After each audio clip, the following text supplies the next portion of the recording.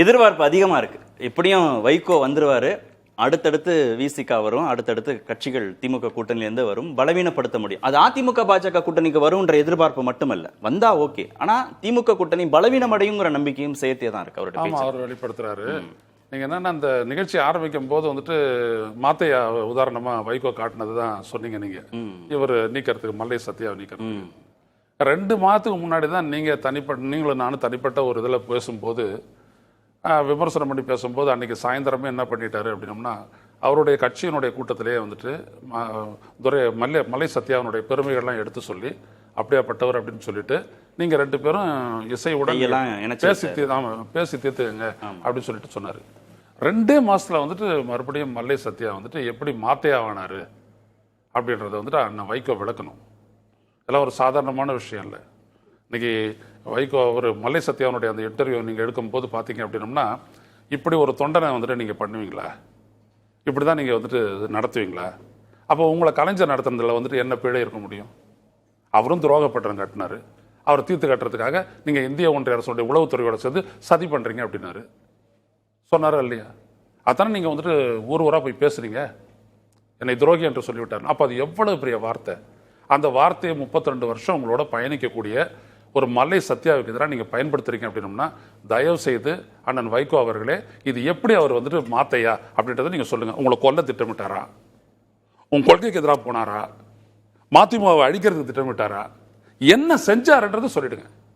ஏன்னா 2 மாதத்துக்கு முன்னாடி நீங்கள் அவர் வந்துட்டு ஒட்டி வச்சு அப்படியே இது பண்ணுறீங்க, கதறீங்க, அவர் வந்துட்டு காப்பாற்றினவர் அப்படின்ற லெவலுக்கு நீங்கள் போகிறீங்க. அப்படி இருந்து இணக்கமாக இருக்கக்கூடிய இணக்கப்பாட்டோடு இருந்த ஒரு தொண்டனை துணை பொதுச் செயலாளர்லாம் விடுங்க, அவ்வளவு தூரம் உங்களோட இருந்தவரை இன்னைக்கு எப்படி உங்களுக்கு சொல்ற மனசு வருது? எதனால சொல்றீங்க? அப்ப அவர் மேல சொல்றதுக்கு வேற எதுவும் குற்றச்சாட்டு இல்லையா? பெரிய குண்டா போட்டு தெளிவா சொல்றாரு சார். மதிமுகவை அழிக்க நினைத்தவர்களோடு தொடர்பில் இருக்கார். யாரு அப்படின்னு சொல்றாரு. வைகோ சொல்றாரு இருந்து வெளியேற்றப்பட்டவர் இல்ல. விளக்குங்க வைகோ. இங்க போனவங்க எல்லாம் வந்துட்டு அழிக்கிறதுக்கு தான் இருக்கிறாங்களா? திமுக விட்டு எவ்வளவு பேர் போறாங்க? நீங்க கட்சியை தொடங்கினதுக்கு பிற்பாடு 96 தேர்தலுக்கு பிறகு 98ல் நீங்க வந்துட்டு கூட்டணி ஜெயலலிதாவோட வச்ச போது அப்ப போனாங்க. 99ல் மறுபடியும் நீங்க மாறி திமுகவோடய போகும்போது இன்னும் போனாங்க.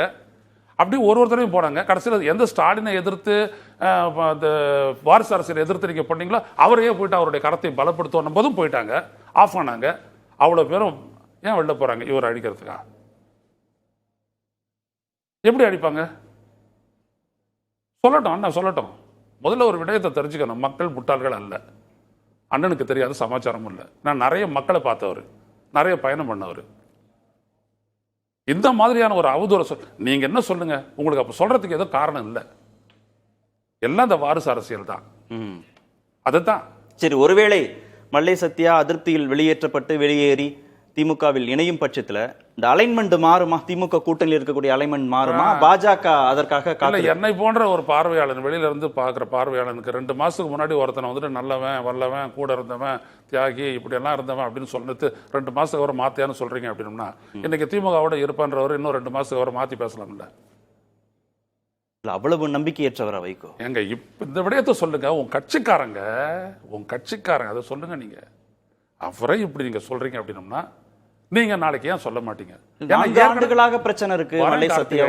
ஏற்கனவே கூட்டணியில இருந்த போது கூட்டணி விட்டு விலகிறது வரணும் சொல்லும் போது நாங்கள் நன்றாக உணர்ந்தே இருக்கின்றோம், இந்த நாகப்பாம்பனுடைய நிழல்ல தான் இந்த தவளை நிக்குது, எந்த நேரம் அது விழுங்கி விடலாம் அப்படின்னு சொன்னார்.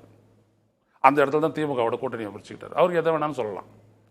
உங்க கட்சி, உங்களுடைய கட்சியினுடைய போக்கு, உங்களுக்கான அதிகாரம் இருக்கு, நீங்க இடம் வேண்டாம் முடிவு எடுக்கலாம். ஆனா ஒண்ணு, இந்த ஜனநாயக அரசியலை நீங்க விளக்கி ஆகணும். விளக்குங்க. அப்பதான் வைகோ அப்படின்றவர் இந்த தமிழ்நாட்டு மக்களுடைய உரிமைக்காக போராடும் போது துணை நின்ற தொண்டனையும் மதிக்கிறவர் அப்படின்றத நாங்க நம்புவோம். இல்லாட்டி உங்களை நம்புறதுக்கான அடிப்படையெல்லாம் ஒண்ணுமே கிடையாது. மல்லை சத்யா விவகாரம் தொடர்பான நம்பிக்கையை ஏற்படுத்தினா மட்டும்தான் கூட்டணி தொடர்பான நம்பிக்கையை அவரால் ஏற்படுத்த முடியும். நம்பகத்தன்மை போயிடுன்றேன். இப்ப வாஜ்பாய் மாதிரி ஒரு மரியாதைக்கு உரியவர் அப்படின்னு சொல்லியிருக்காரு. கலைஞரும் சொல்லியிருக்காரு, சரியான நபர் தவறான கட்சியில் அப்படின்றாரு. ஃபார் யூஸ் இன்ஃபர்மேஷன், சரியான நபர் தவறான கட்சியில் இருக்காருன்னு வாஜ்பாய் சொன்னாரு. அதான் சொல்ல வரேன். அப்படிதான் சொல்லிட்டு கூட்டணிக்கே போனாரு. கூட்டணிக்கு போனதுக்கு அப்புறம் வந்துட்டு இவங்களுடைய கொள்கை எல்லாம் ஒன்றும் ஏத்துக்கிறல அவரு. அதுக்காக தான் தனித்த செயல் திட்டத்தையே போட்டுட்டு தான் அவங்க வந்துட்டு கூட்டணி கட்சியிலே இருந்தாங்க. அதே மாதிரி அயோத்தி பிரச்சனையெல்லாம் அவங்க எடுக்கவே இல்லை, அவங்களும் சைலண்டா இருந்தாங்க. திமுக கூட இருந்துச்சுன்றதை மட்டும் சொல்றாங்க, ஆனா அவங்களோட எந்த கொள்கையை ஏத்துக்கிட்டுலாம் அவங்க வந்து கூட்டணியில் இல்லை, அப்படிதான் இருந்தாங்க. அப்போ இந்த மாதிரி இருந்த ஒரு திராவிட இயக்கம் ஒரு தனித்த கொள்கை இருக்கு அப்படின்னோம்னா அந்த கொள்கையை வந்து காப்பாத்திக்கிறது இல்லை. நான் என்ன சொல்ல வரேன், தமிழ்நாட்டினுடைய உரிமை, மதவாதத்துக்கு எதிரான அந்த சிந்தனை, இதெல்லாம் அது தக்க வைக்கிறது இல்லை. அந்த மாதிரி தானே, அதுதான் நம்பிக்கை. அந்த புள்ளியில தானே வைகோவும் திமுக கூட்டணியில் இருப்பதாக நியாயப்படுத்துகிறார். ஆமா, அதுதான் நியாயப்படுத்துறாரு. அப்ப ஏன் நமக்கே சந்தேகம் வருது, நீங்க அந்த சந்தேகத்தை வெளியே இந்த மாதிரி பண்ணிவிட்டீங்களா? உங்க கட்சியை வந்துட்டு நான் 92 நீங்க உங்களை விளக்கும் போது உங்களுக்கு ஆதரவா செயல்பட்டோம். நான் ஜனதாதள் அப்ப பிபிசி கட்சியில இருக்கிறேன். ஆனா உங்க கட்சி வளரணுன்றதுக்காக நாங்கெல்லாம் வேலை செஞ்சோம், ஏகப்பட்ட பேர். நான் வந்து வெளிப்படையா தானே பேசுறேன், இல்லைன்னு சொல்லிட்டு போட்டோமே, சைதா பட்டேல் இதை கேட்கட்டுமே. அதனால தான் நான் சொல்ல வரேன், அண்ணன் மேல இன்னைக்கு பற்று உண்டு, பாசம் உண்டு. அவர் தலைவரோட இருந்து 7 பிரச்சனையாக செஞ்சதெல்லாம் நான் வந்துட்டு அதெல்லாம் எதையும் மறுக்கல. இது என்ன விதமான பேச்சு அப்படின்னு நான் கேட்கிறேன். உங்க கட்சியில அவனை ஓரங்கட்டுங்க, மல்லை சத்யாவை காலி பண்ணுங்க, எந்த கட்சியில் நடக்காத நீங்க பண்ண போறீங்க பண்ணுங்க, ஆனா இதை ஏன் சொன்னீங்கன்றதை மட்டும் நீங்க நாட்டு மக்களுக்கு விளக்குங்க.